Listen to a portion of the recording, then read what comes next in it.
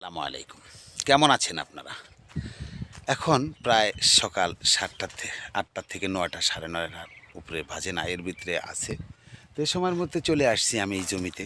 দেখেন আমার এই পার্শ্ববর্তী যে বড় ভাই আছে উনি কিন্তু তার এই জমির আইলের সাইতে কত সুন্দর এক ধরনের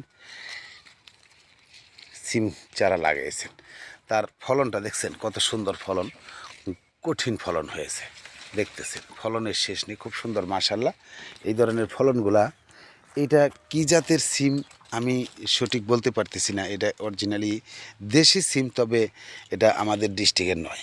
একেক ডিস্ট্রিক্টে একেক ধরনের সিম রোপণ করে, সিম গাছগুলা রোপণ করে। তো এই সিমগুলা খেতে আমাদের যে কাইতা সিমগুলা আছে দেশি, ওই সিমের থেকে এই সিমটা খেতে একটু ভিন্ন স্বাদ। তো এই ধরনের ভিন্ন স্বাদের সিম অবশ্য সবসময় মানুষ আমাদের মানে অহরহ আমরা পাই না।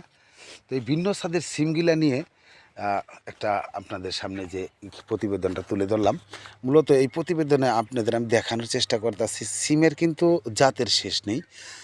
এর মধ্যে এটা হয়তো বরিশালের কোনো জাত হবে, কারণ ওনার দেশের বাড়ি বরিশালে। তো আমাদের দেশে অহরহ এই ধরনের সিম কিন্তু বপন করে না। তো যারা এই ধরনের সিমগুলা রোপণ করছেন, তারা, আমি কয়েকটা বাসায় গেছি, তারা এই ধরনের সিমগুলা রোপণ করতেছেন। আর দেখা যাচ্ছে যে প্রত্যেকটা সিম গাছের সিমগুলাই এই একই ডিজাইনের। তার মানে ওনাদের প্রত্যেকের বাড়ি বরিশাল, যে কারণে এই বরিশাল থেকে মনে হয় আনা এই ধরনের সিমের জাতগুলা।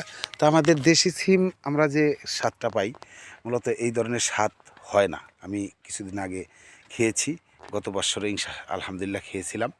তো এবছর যদি আবার নসিবে রাখে, হয়তো এই ধরনের গাছ থেকে খেতে পারবো।